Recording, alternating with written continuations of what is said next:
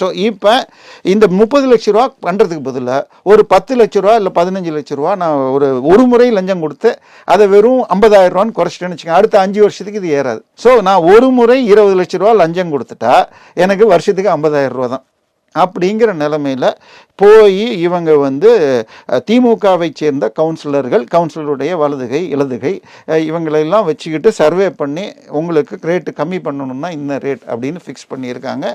இதுக்கு என்ன பண்ணியிருக்காங்கன்னா, அந்த கமிஷனருடைய அவங்க இப்போ இது ஐடியல் பாஸ்வேர்டெல்லாம் வாங்கிக்கிட்டு இவங்களே திருத்தியிருக்காங்க. இதெல்லாம் நடந்திருக்குன்னு ஒரு 3 மாதம் முன்னாடியே ஏற்கனவே நீங்கள் சொல்கிற அந்த மேயருடைய கணவரை கட்சியிலேருந்து சஸ்பெண்ட் பண்ணுறேன் இப்படின்லாம். இதற்கு காரணம் திமுக தான். எல்லாமே இது முழுக்க ஆளுங்கட்சி தான் இதில். ஏன்னா இந்த கூட்டணி, அதுவும் தமிழ்நாட்டில் இந்த உள்ளாட்சி தேர்தல்னு சொன்னால் எப்பொழுதுமே ஆளுங்கட்சி தான் ஜெயிக்கும். ஏன்னா தேர்தல் கமிஷன் என்பது ஆளுங்கட்சியுடைய துறையாக மாறிடும்.